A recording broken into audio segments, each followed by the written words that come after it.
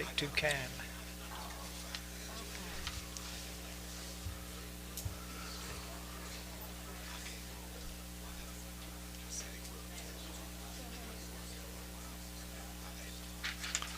Okay, if everyone's got a seat, we'll get ready. I'll call our meeting to order at this time. Thank everyone for coming this evening.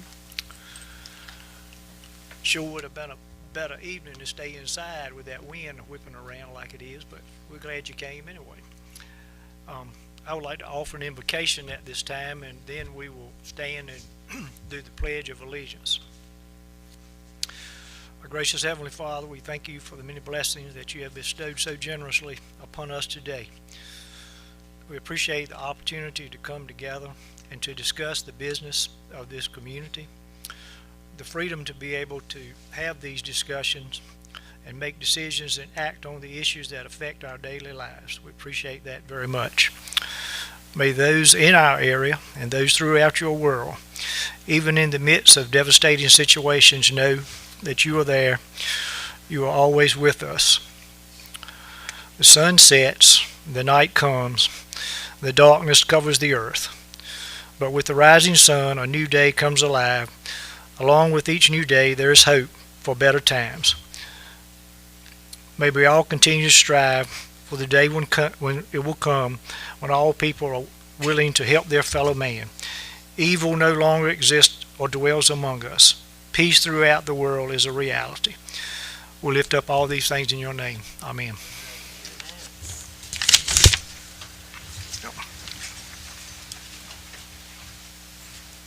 I pledge allegiance to the flag of the United States of America and to the republic for which it stands, one nation, under God, indivisible, with liberty and justice for all.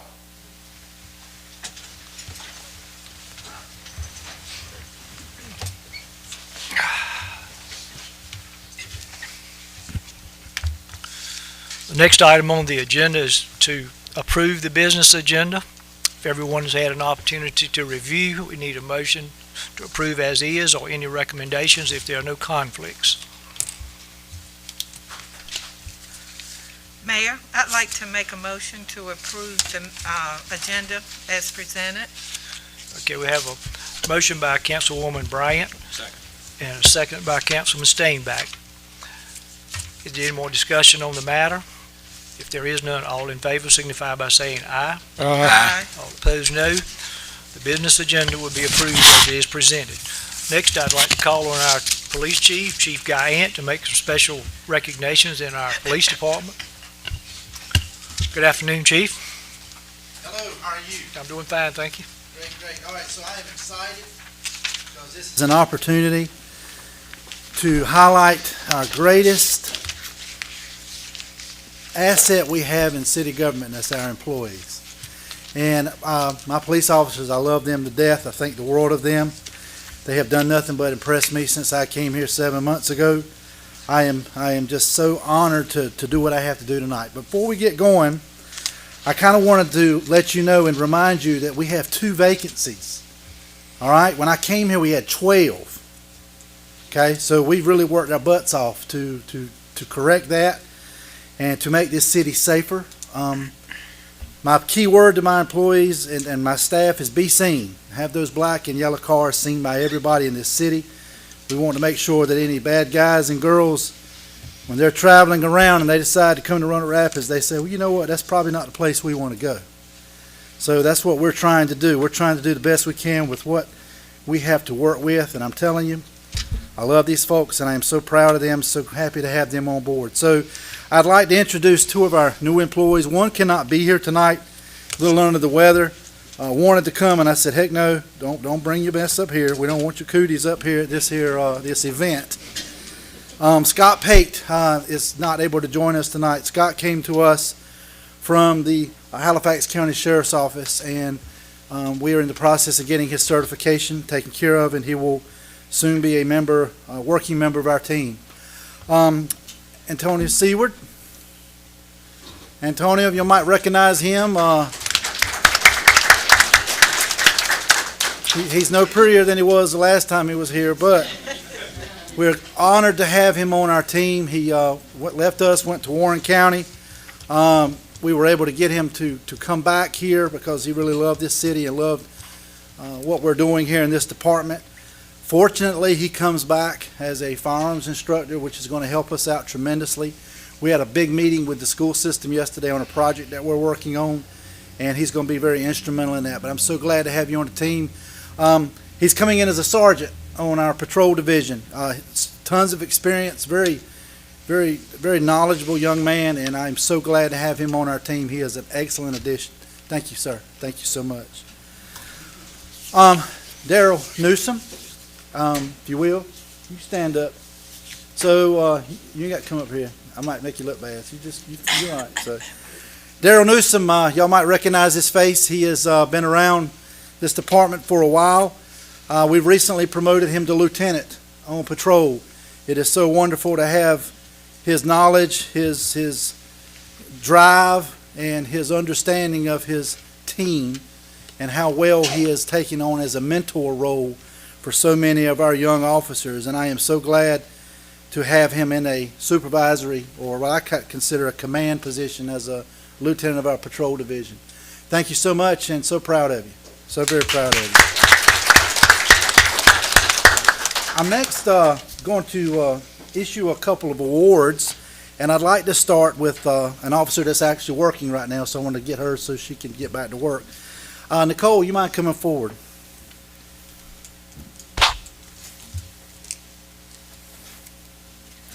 First and foremost, I call Nicole my Wolverine. Y'all don't know this. Y'all look how tall she is and how strong she looks from the outside. I dare any of y'all to try her, okay? Anybody in here, I dare you. So Nicole is a very, very intelligent young woman. I tell you, she is a go-getter. We really appreciate everything that she does here. She never turns down an opportunity to learn. She never an opportunity to help somebody. The community loves her and loves everything about her. And what I love about her is she's fearless. Fearless. She will take on somebody 3 times her size, and it doesn't bother her one bit. And sometimes in this job you have to do that. First award I'd like to issue Nicole is she recently obtained her intermediate law enforcement certificate.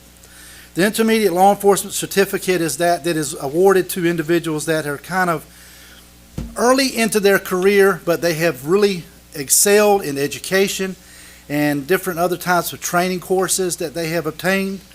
After this comes the advanced award, and she will soon get that one day down the road. But we are very fortunate to have Nicole receiving the intermediate law enforcement certificate. She's also going to receive a lapel pin for her Class A uniform, which is attached to the certificate. So I'd like to award this to you.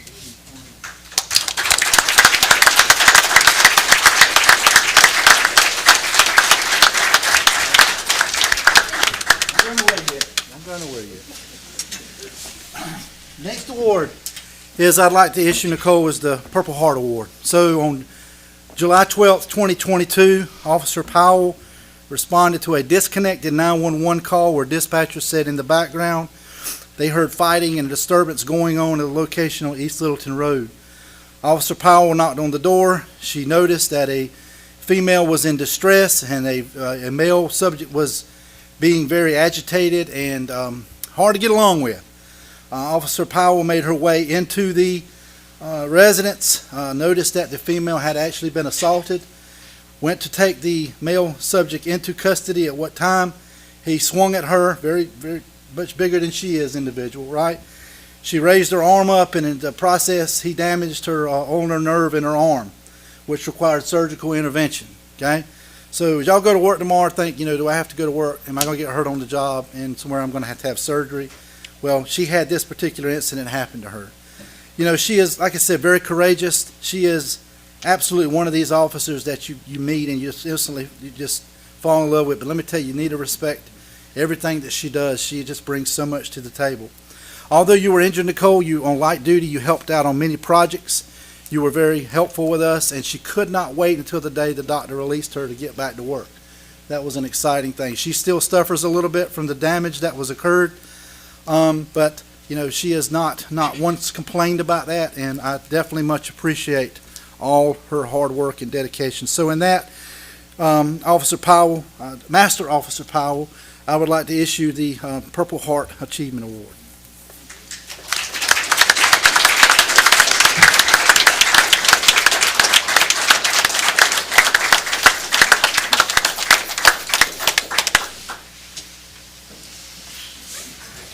She also gets a lapel pin for her Class A uniform. Thank you, sir.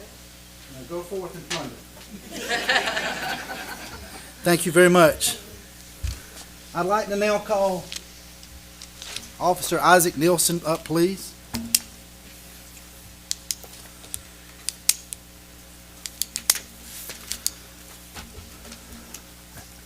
Isaac Nielsen is also being awarded a Purple Heart. On October the 1st, 2023, at about 2 o'clock in the morning, Officer Nielsen and other officers were chasing a suspect that we have warrants on, several warrants on.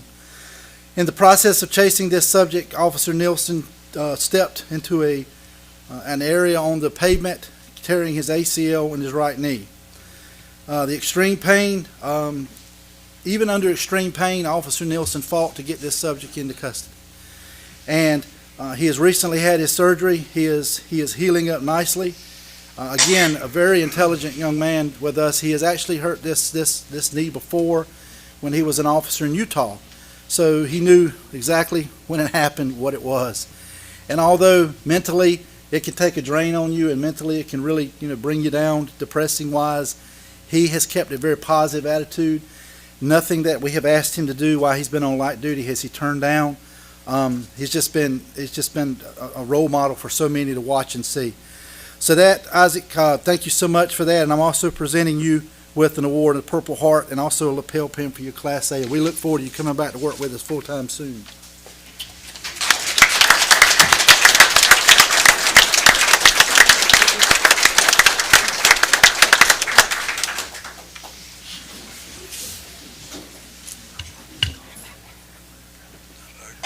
Judy Bloom, camera here. We're going to make that work. Yes, sir.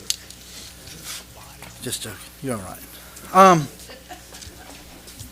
I'd like next to ask Officer Jay Conrad to come up, please. I think we have some people that are here to represent this award for Jay here. In this job, sometimes you win some and sometimes you don't. Sometimes you save life and sometimes you don't. It's coming to the battle and it's coming to the fight and it's trying with everything that you've got to try to save a life, which is where it counts and what it matters. On December the 4th, 2023, Officer Conrad responded to an incident here in the city. He instantly noticed a bystander was doing CPR. Officer Conrad has some first responder and EMS background, so he knew exactly what needed to be done. He wasted no time. He didn't beleaguer the point whatsoever. He started performing CPR with everything he had for as long as he possibly could.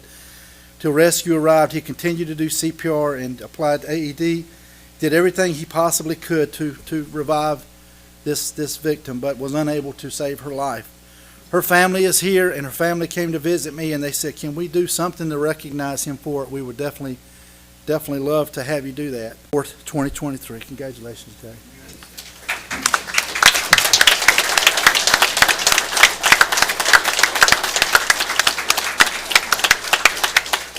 He also has a pin for his Class A uniform as well.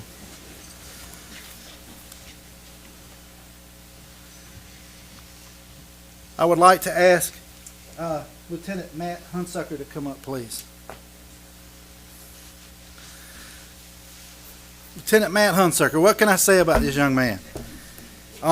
Recently, well, there's a couple things, but we can't say them out loud. Recently promoted to lieutenant, been a leader about leadership. I am 100% just teach and preach about leadership.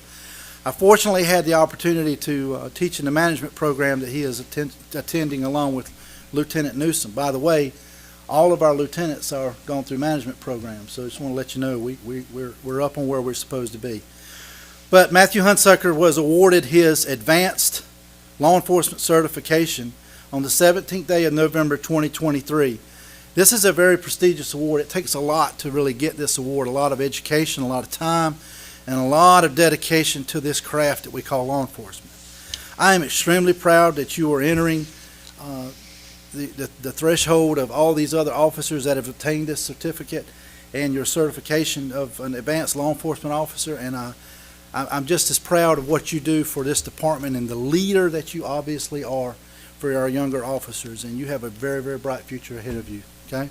So with that, I'd like to give Matt Hunsucker his law enforcement certificate. It's been sitting in my office since November. He's like, when am I going to get this thing, right? So here you go.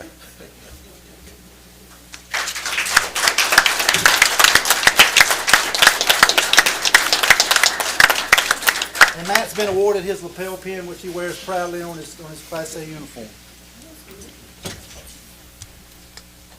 I would like next to ask Pete Wilson to come up. What can I say about Pete? Let me tell you something. I spoke to my 3 captains about coming up with an awards program for our officers, and I wanted to create an award that was specifically designed for our core values of service, honesty, integrity, excellence, leadership, and dedication. This man is it. He is the Shield Award. He does so much with the resources that he has to work with, providing animal control services to our city. You should be extremely proud of what he does for us. He does it professionally. I never get complaints on anything he does. He follow-throughs with everything you ask him to follow through with. He's honest to me all the time. He comes up with innovative ideas. He came to me with this idea about, hey, maybe I can reach out to Walmart and Tractor Supply about getting some dog food and cat food for our cats and dogs around the city. We put something on Facebook. Next you know, we're getting inundated with this stuff from all across the country, right? So he strives to be excellent in everything he does. He came to me wanting to know about becoming a member of an organization that is driven toward animal control, so we're getting him into that. He's a leader. He is a leader. Everybody looks at him. He never, ever turns down an opportunity to help when you need him. He's there every day, every day. And this is the biggest thing. If you don't know about law enforcement, at 5 o'clock every day, he says, are there any more calls pending? And communications will say no. He says, well, I'm 1042. He checks before he gets off to make sure he's no longer needed, okay? I love this guy right here. This guy is the epitome of what a city employee should be. Right here. This is your man. This is it. The Shield Award is the first time we've ever presented this award. It is designed for the employee that is exemplary in every single facet of our core values. With that, he gets a lapel pin for his Class A as well. But with that, Pete, I'd like to issue the Shield Award to you.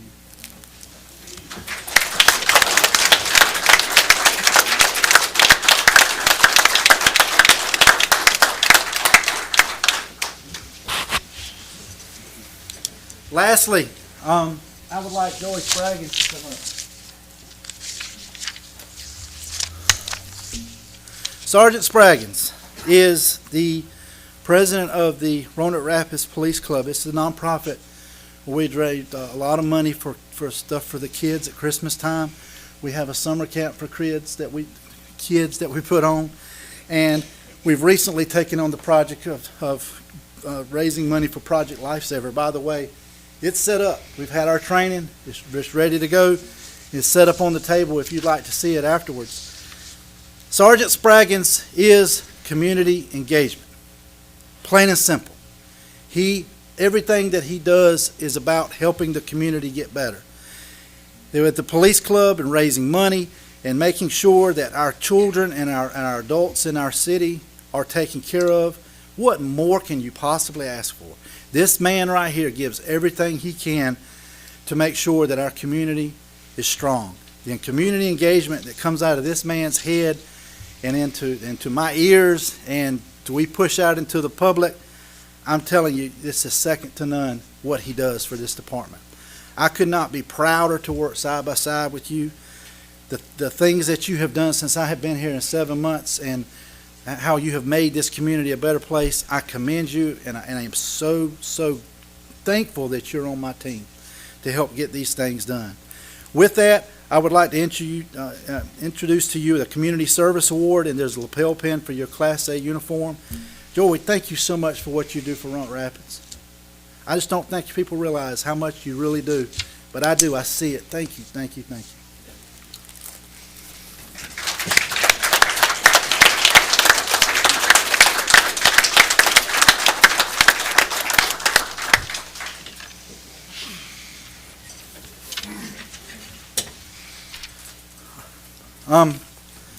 Thank you for your time. I hope I didn't talk too much. I could talk for years, but anyway.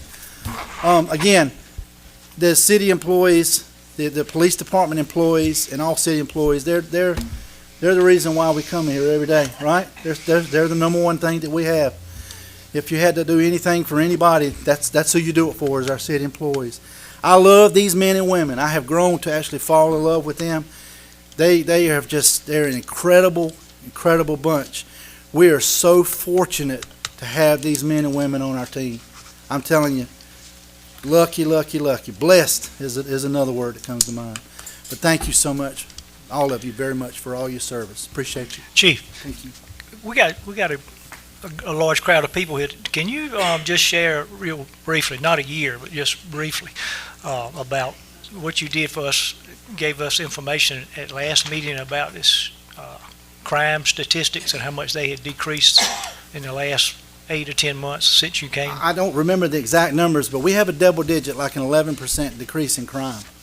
And I hope, if nothing else, and one of the things I heard when I came as chief is that I never see a police car. And I hope you see one every time you turn around. I hope those lights are lighting up the streets like you've never seen before. I hope those blue lights are getting your attention. I hope us putting people on Facebook that break the law and you get to see how much crime they commit and we publicize what they do. I hope you're seeing that, okay? We're not going to stand for it. We're not going to stand for it. We're tired of it. You work too hard for your stuff. Businesses work too hard for their stuff. This council has been very supportive of the police department. They tell me individually all the time how much they really appreciate what this department is doing. And this department is doing what they're doing. It has nothing to do with me. I'm just a fat guy that's standing here talking to you, okay? It has everything to do with them. They are the reason, and the reduction in crime is amazing. And another thing is it always comes up about uses of force and things like that. You know, I think I ran the percentage. It was less than 1% of every interaction that we have. Some 26,000 interactions in 2023. Less than 1% of those interactions resulted in a use of force. And we come across people that hurt us. We gave 2 examples tonight, but we don't hurt them back. That's not what we do. We take them into custody, we bring them to court, and we let the district attorney's office hopefully do what the district attorney's office is designed to do. But Mayor, I appreciate you coming constantly. You wrote us a handwritten note not too long ago, and I shared it with my staff of how much you appreciated what they did. And that meant the world to me, and it meant the world to them. Those little bitty things like that, they really go a long ways. They really do. Thank you so much, and thank you everyone on the council for your support. Thank you. Thank you.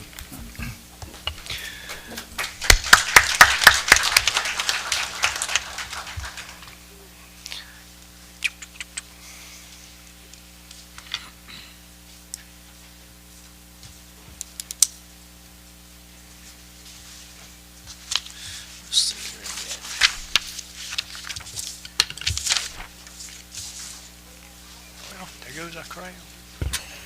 There goes our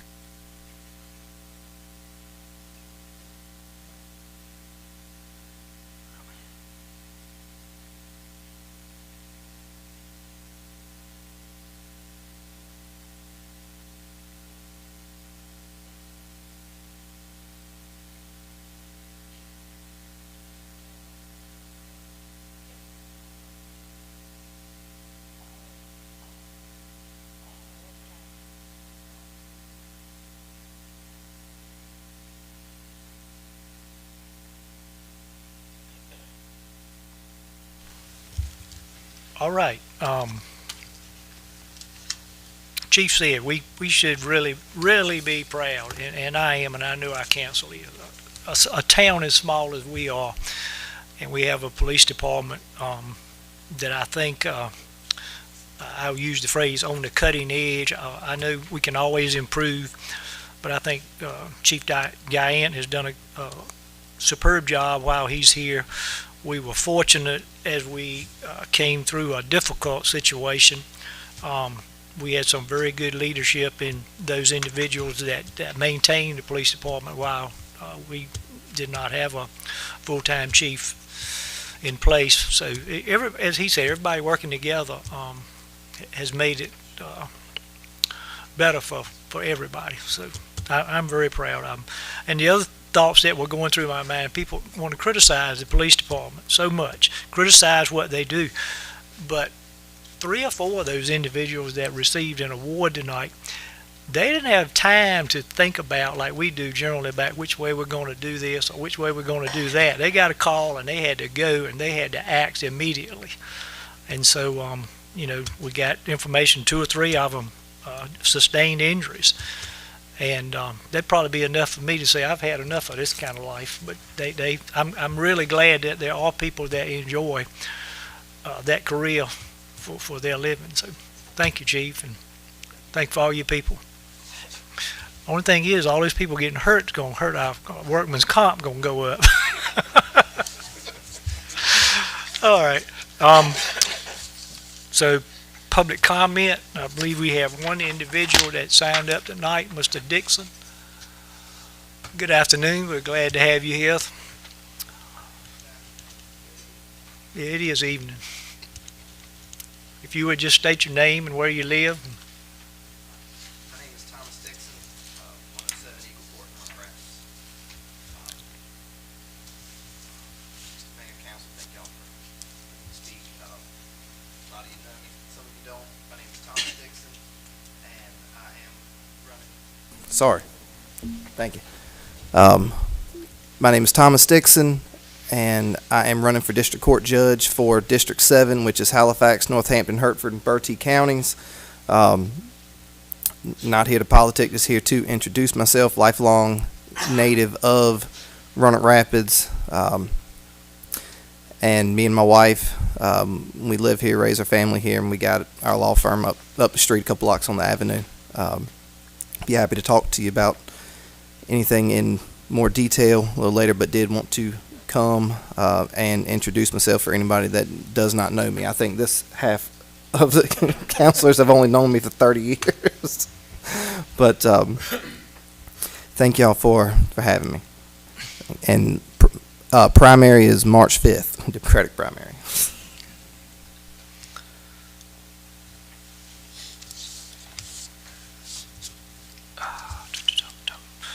Next item would be we have one regular meeting, January 16th, council minute meetings that we need a motion to approve.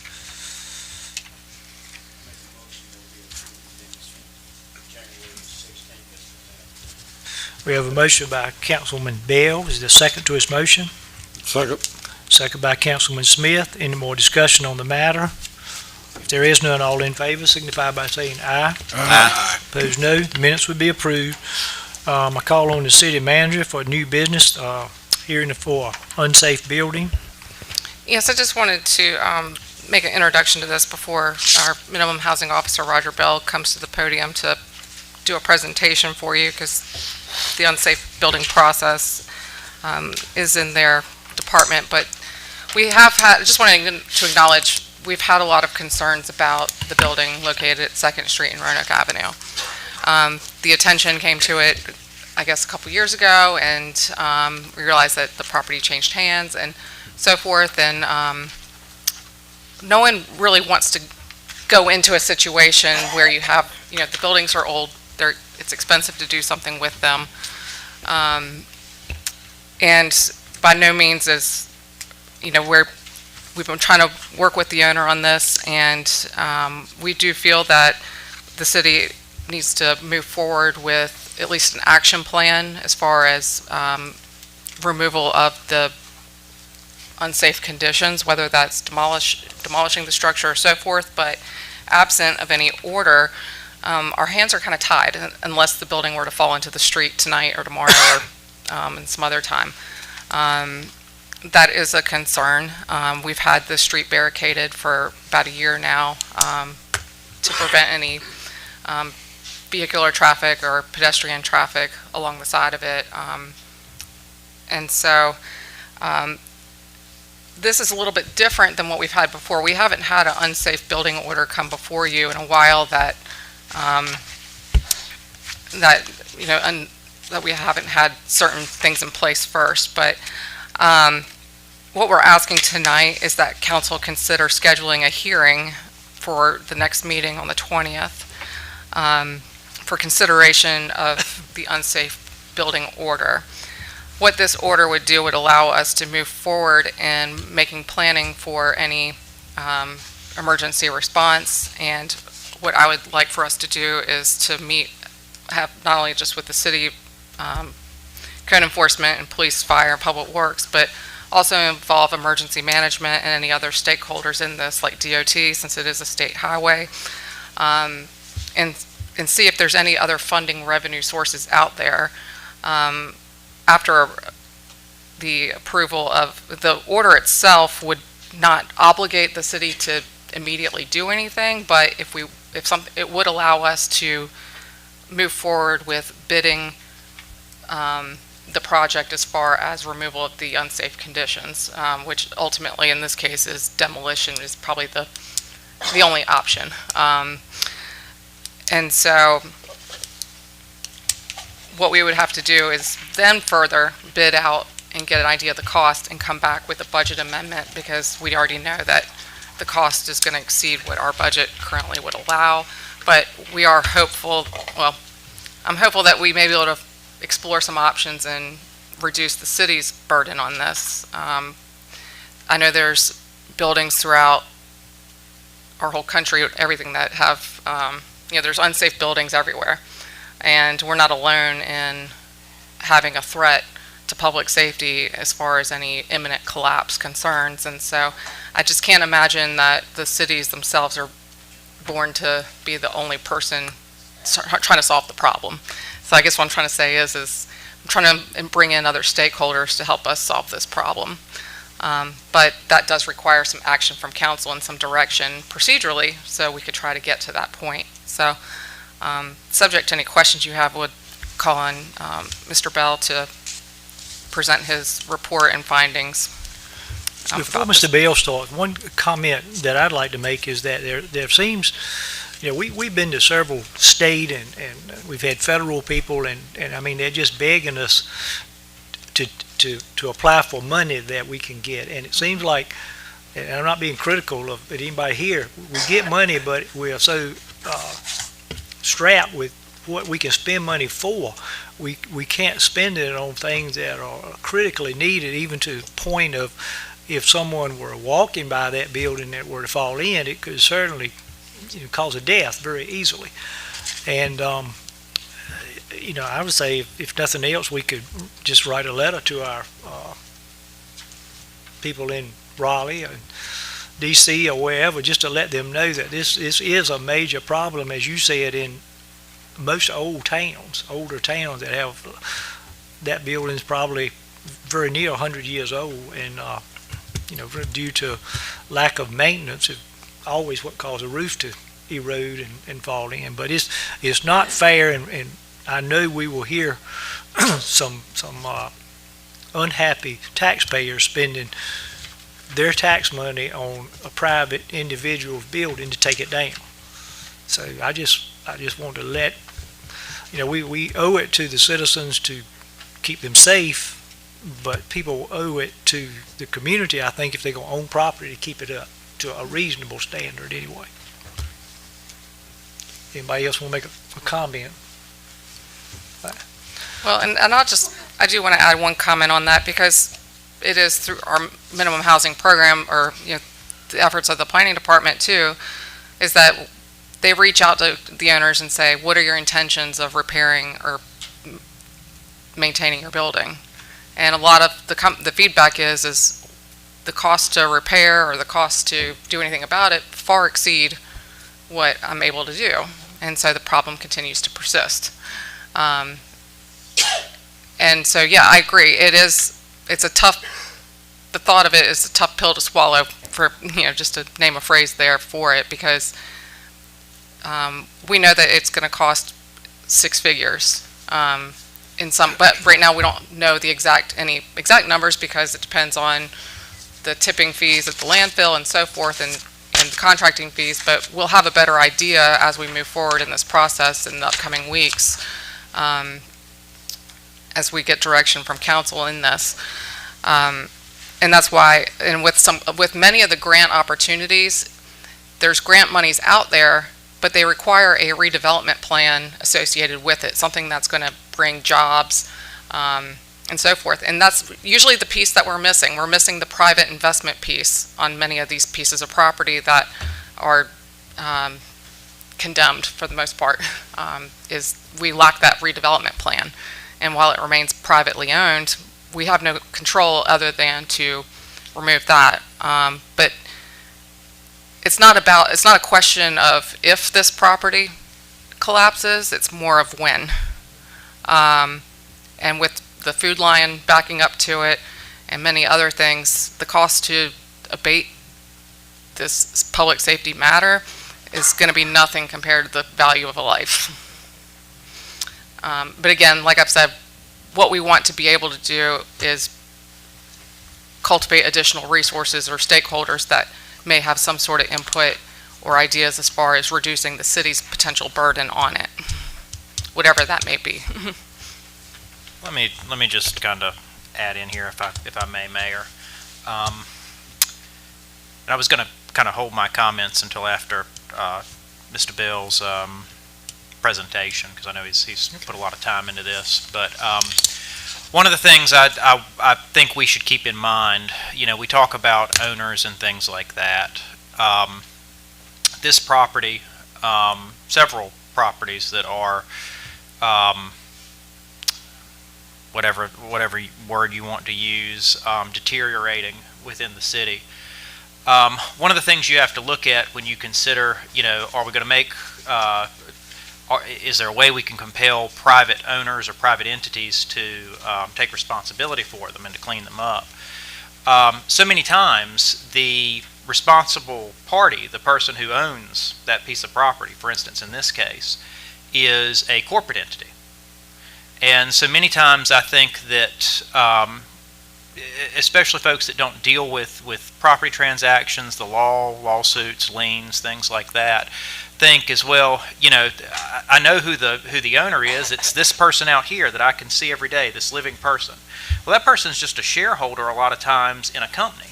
And one of the reasons that you organize in a corporate entity is to, in effect, protect your personal assets.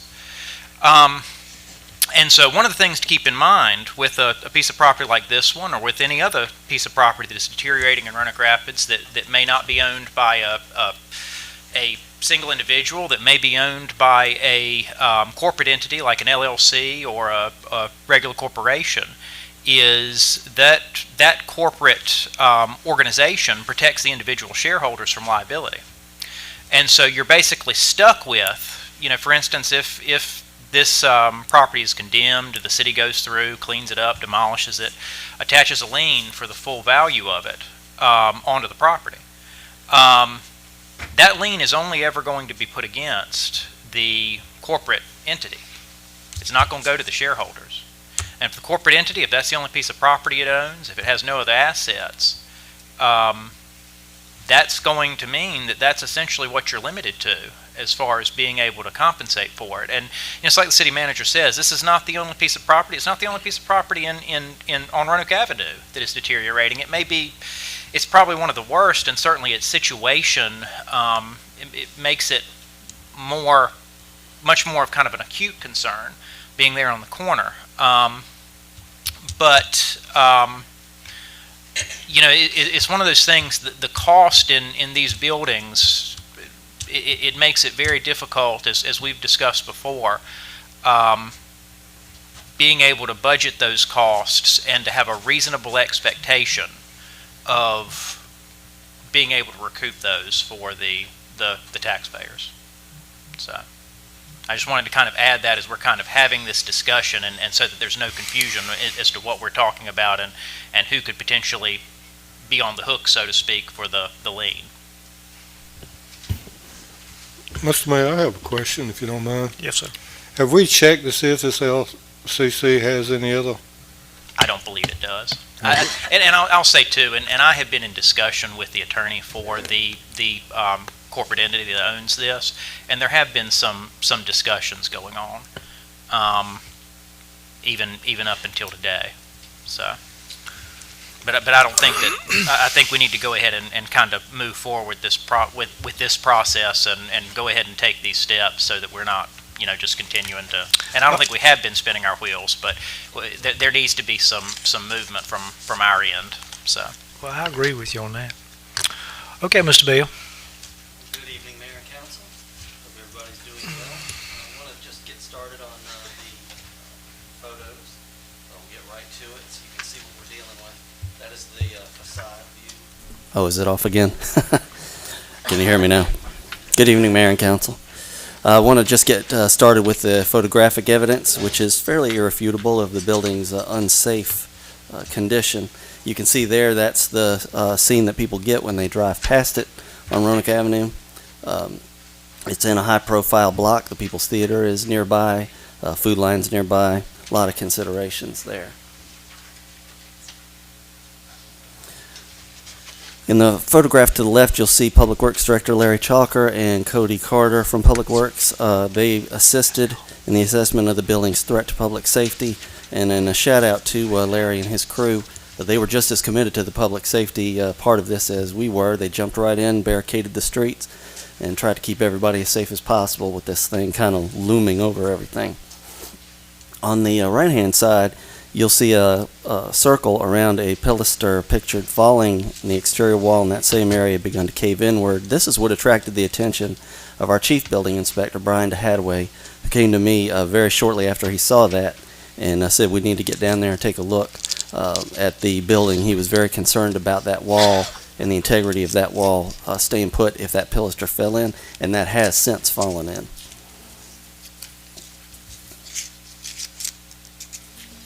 That is the aerial view with the information. You can see the corporate entity that the attorney alluded to, CR 1017 LLC, is the owner, and you see the particular stats for the building. And that assessed value of the building is much, much lower than the projected cost of fixing it or demolishing it. Now some interior shots. Near the rear of the building, the roof has caved into this small area between the main forward and the rear newer area. There seems to be almost a garage at the back that is in reasonably decent shape. The rest of the building in the front is what's falling down, and that's the area between those two. The next picture beside it, the ceiling of the first floor, after the second floor has collapsed, partially blocking the passageway from that rear area to the main part. That is a metal flooring area there that you're seeing in the picture. So you can imagine what that took to fall down. And then the pilaster from the previous slide has fallen in. The circle now empty. Heavy objects such as this can create outward pressure on the walls. It falls inward. The roof is already basically gone. And when it falls inward, it goes all the way down to the first floor, and more pressure gets put on the exterior walls. The next picture is the upper floor collapsed onto the lower floor in that area, not too far from that other photo with the. And then these are the ones you can actually see this from the street if you look through the window. Not that I'm advocating anybody approach this building. Please do not do that. But the collapsed ceiling right there in the main area, that's the big open room in the middle. And everything, when you're inside there, I took these pictures, and when you're inside, it feels like the entire thing is just waiting to kill you. I mean, basically, I can't put it any more plainly than that. And they're both the same. It's the same view of basically the same area.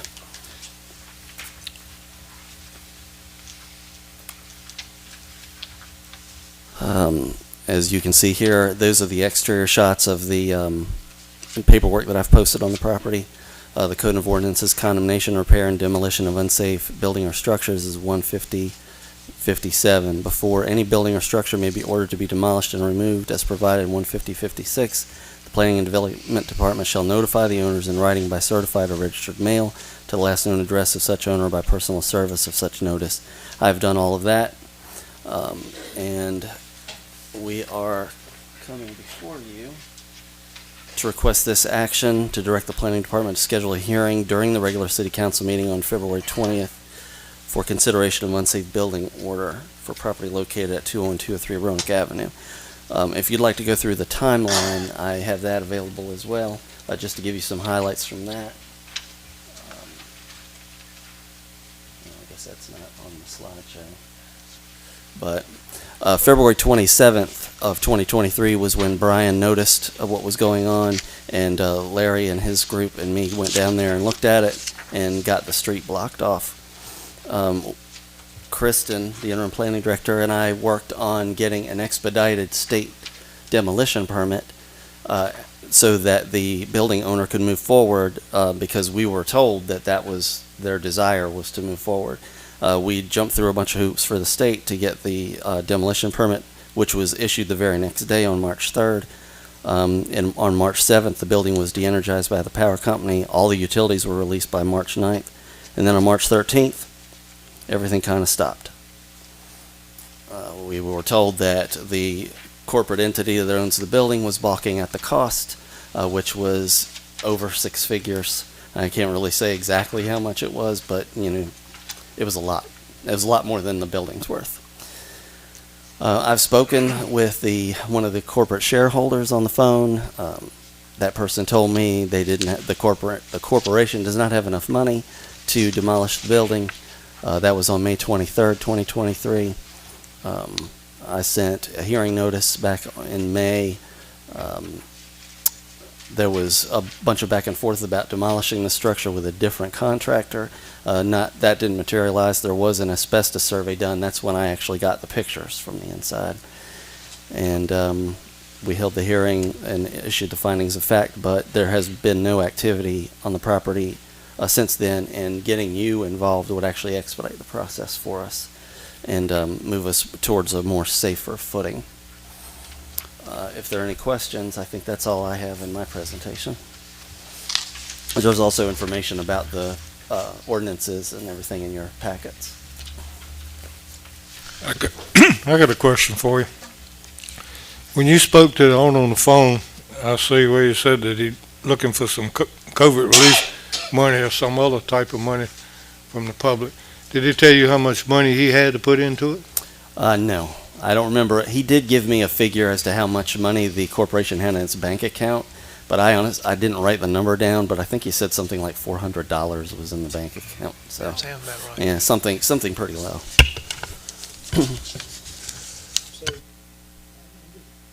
Kind of reading over this kind of quickly, along about March 30th, May 30th, May 31st, 2023, it looks like a second individual was contacted about demolishing the structure, and still nothing ever happened with the second one.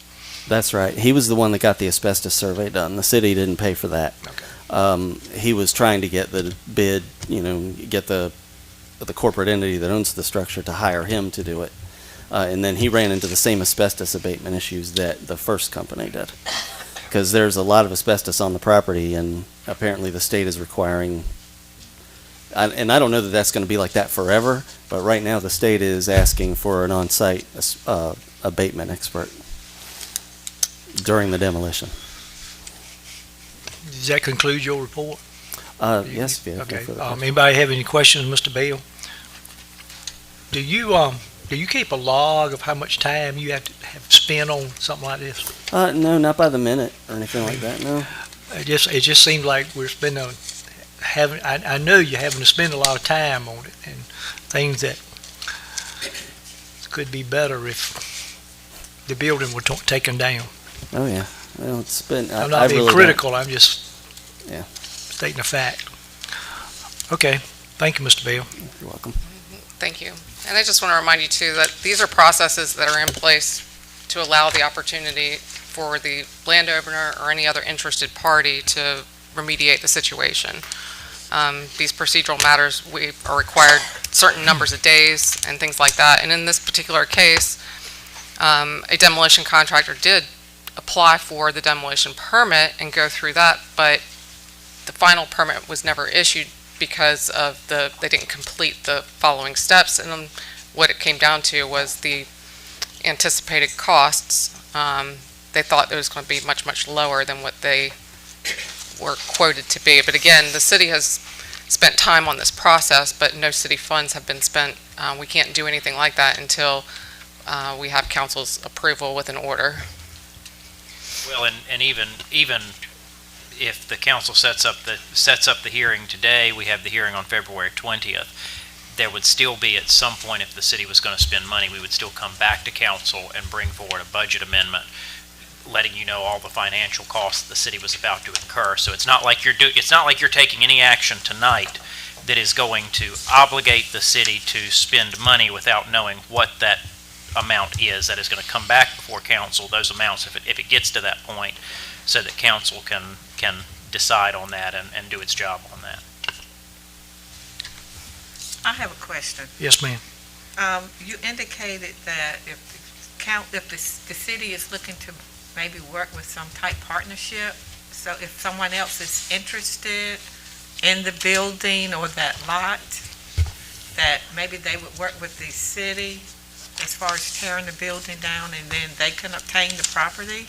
I mean, am I reading too much into that? Well, what I'd like to do is bring in basically a tabletop exercise in what do we do when either voluntary demolition takes place or involuntary collapse. Right. Because with it being a state highway, either way, Roanoke Avenue would have to close for a certain amount of time for any demolition or cleanup efforts to take place. But trying to bring the stakeholders to the table who would be involved in the collapse or in an emergency situation, because one, you have to coordinate, this little orchestra here, no matter if it's demolished intentionally or not. But we just feel like with the public health part of it, and we don't have a copy of the asbestos report that was done on the property, but we believe, based on the age, I think the property was constructed in 1901, the oldest part of it, and we do believe that there are asbestos-containing materials there. What makes it dangerous is when those materials become friable, or when they produce particles into the air. And so there's a very strict process involved by the state. So even if it's the city leading the effort or someone else, they're going to have to take a lot of significant precautions because of the airborne contamination impacts. And that scientific level of knowledge goes really kind of beyond my level of explanation. More so, if you're interested, we can send you some more. But the fact is, it's not going to be like a car accident where they sweep stuff to the side of the road and you're done. You're going to need personal protection equipment. There's what they call wet methods, because the building is in such a dangerous condition that you cannot remove the asbestos before conducting the demolition. Typically, we issue a demolition permit after the asbestos has been removed, but in this particular case, when you can't remove the asbestos and take it to the special landfill in its packaging, you have to treat the entire structure as hazardous waste. So just the disposal of the square footage of bricks and construction materials alone, we have to treat everything as hazardous waste, and that requires wet methods. I'm sure the fire department can bring out hopefully a truck and hose everything down. That's really the best method to prevent airborne particulate matter of that risk, is by the wet methods of keeping it saturated. So it is an orchestra, and we're going to have to be the conductor in some form of ways, but that doesn't mean that we have to be the lead singer or the main ticket holder. So would you say that you would also have to start looking at what others besides state and federal permits and things you had to get involved, looking at the asbestos? You also look at those? Not at the federal level, it's all through the state, through their compliant methods. And the state right now is saying that based on the condition, or at least this is what we've heard, is that you need to have a certified asbestos inspector present on site throughout the entire demolition and cleanup process at a rate of thousands of dollars per day. And this isn't a one-day job or a two-day job. But we will be able to, we're working towards getting more information and allowing us to see what other resources are out there, especially if it's on the basis of a public health concern. I would hope that someone may understand our need. Okay. Thank you for that information, but what are we going to do if we, I don't mean the chimney falls in, but if it collapses, all of what you said is pretty much out the window as far as cleaning it up. I don't think they're going to get in there. It's going to all be in one pile. I don't think it's going to fall very neatly. It That's depends what on I'm how talking about. far It's going to be in one big pile, and the asbestos and the brick, and if there's any wood, it's going to all be mingled up. And I'm not an asbestos removal, but I wonder. And you're talking about the little particles. The little particles are going to be everywhere. Well, So all that's out the window, pretty much. well, you would still have to have, and this is where having a meeting about emergency response goes, is that if anything does collapse and fall out, don't go picking it up or doing something without personal protection on. And that's why these people need to know the exposure to, the carcinogens and things like that is high there, or is potentially high, so you treat everything as it being risky. And we still would have to have certain approvals in place. Primarily, initially, you kind of brush things to the side, but ultimately, everything has to be removed. We can't leave a pile of rubble, however, which way it ever falls. And hopefully, and so maybe that might help answer your question. Yeah.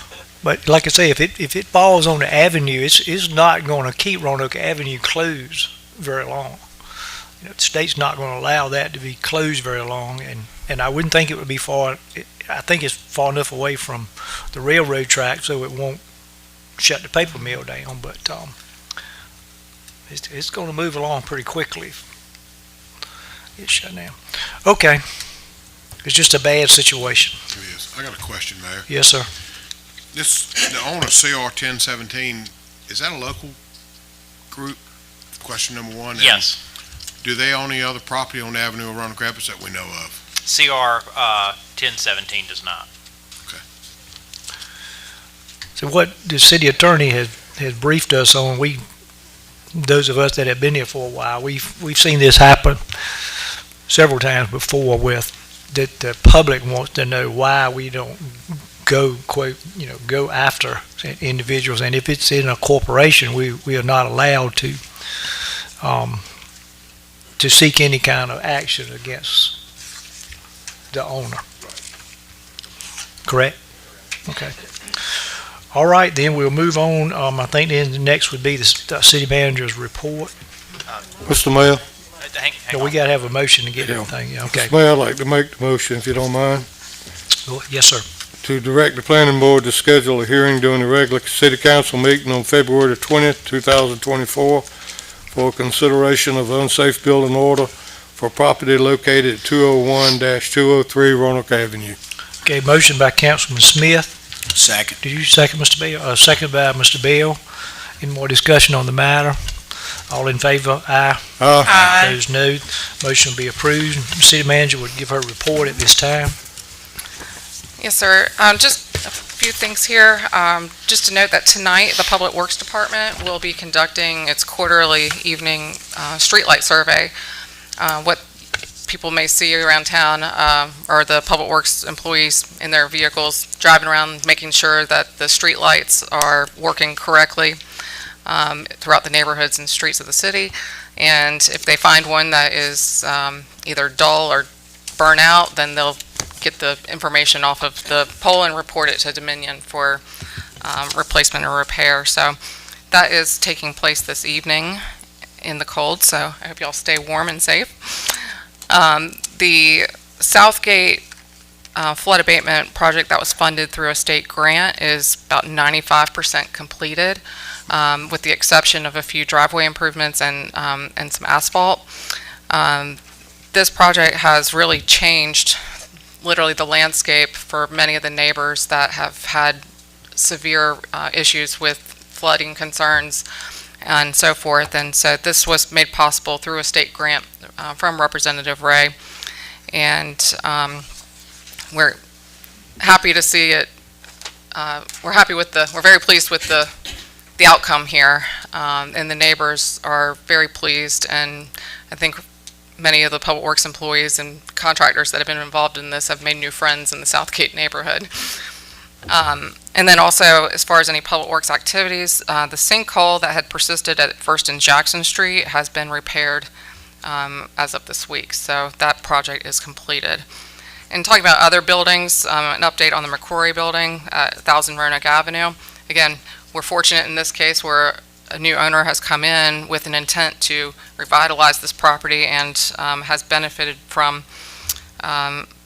economic development incentives from the city. But there are, since it is an historic district and a historic property, there's a lot of government red tape that's involved in trying to get the National Park Service to approve certain parts of the plans. They can't do certain activities until they have all of their approvals in place because they can't risk it losing its historic character for the purpose of their tax credit programs. But the owner and developer has been in communication again recently with the planning department as early as this week for assigning addresses that are one of the first steps in applying for the permit process. We expect the architectural drawings to be submitted in the near future, and the owner is working to secure funding from banks that invest in these projects. The building next to it, the Dixon Building at 1006 Roanoke Avenue, is expected to be completed this springtime. It will be a multi-use building as well, with some commercial space and an apartment that will be available for rent with 2 bedrooms and 2 bathrooms. Mr. Hertz expressed to me that he's been in communication with the hospital here in town about making some of these apartment opportunities furnished for traveling nurses and so forth. And I think all of us have heard the need for rental housing in our community, especially the travel nurses that come to our hospital and work for 3 months at a time, and currently they've been living in hotels. Stateside Landing Family Apartments, I've mentioned this before, but the multifamily apartment development that is proposed near the intersection of 158 and Roanoke Avenue. They have notified the city that they anticipate submitting their site development plans anytime now. I think it's 64 or 65 units that are proposed, and so that's 64 families that could potentially be there once this project is completed. It is funded and made possible for the North Carolina Housing Finance Agency tax credit program, which secures the site under their inspection for for at least 20 years and usually up to 30 years to ensure the quality controls and that affordable rents are being charged to the qualifying occupants. There's been some recent activity with the former West Point Stevens Mill with the address of 1200 Henry Street. They actually just got their power released to the property maybe today, or okay, got a nod. And so the building has been without power for some time now, and there is a brownfields agreement that is a deed restriction on their property, so there are only certain activities that are allowed as far as potential reuses of it. I've heard a combination of things. The site is zoned industrial, but right now everything would have to comply with that brownfields agreement, and at this point they've only made some preliminary inquiries as far as process and who to contact and ask, like a request for any local contractors. We don't know which phase of the project they'll want to implement first, as it's a private investment, and so we will find out more and report that to you as more information becomes available. And then speaking of development as well, out at Cross Creek subdivision. There continues to be interest in that subdivision. We've heard over the last few years about expansion of the townhome community, and then we have more, I guess those continue to move forward here as far as that interest. That is one of the remaining that's one of the basically two subdivisions in Roanoke Rapids that still has land available for development. The other one being the Canal Walk subdivision, but out at Cross Creek, there's still a lot of land that was originally intended to be developed for housing that has not yet, but the interest remains strong. I think a lot of it comes down to what it's required as far as having to expand the highway there in front of it for a turn lane, and those are a lot of costs that are borne to a developer that have to be considered in due time. The city, last week, we received preliminary notification that our grant that we submitted for the Community Development Block Grant Neighborhood Revitalization Program was approved for up to $950,000. And so that will benefit the qualified homeowners that have applied to this program. And what we haven't received our grant award packet yet, but the first few months is primarily a lot of the due diligence that's involved, bringing policies to council, bidding some of the things as far as doing procurement activities and so forth. And everything we do with that has to be by the book with the state representatives with rural economic development.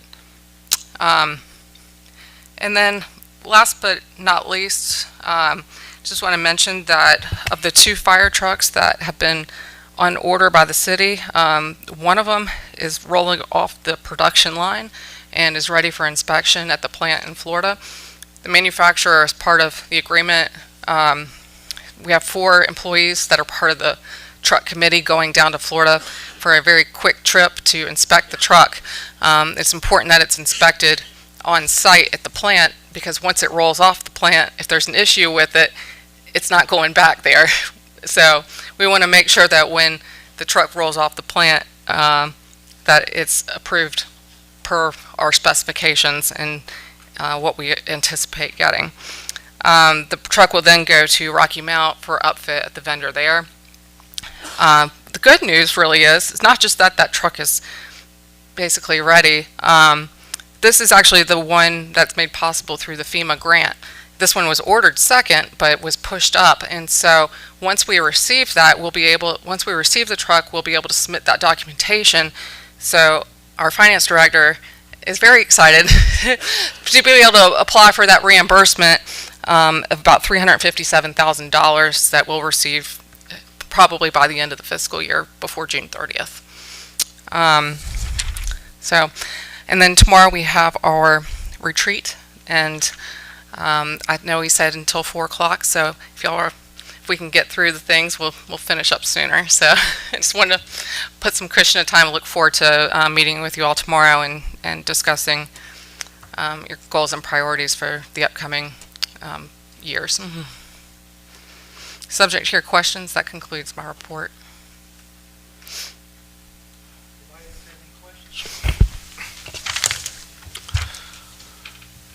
All right, we'll call for a motion to adjourn. So moved. Motion by Ms. Bryant. Second.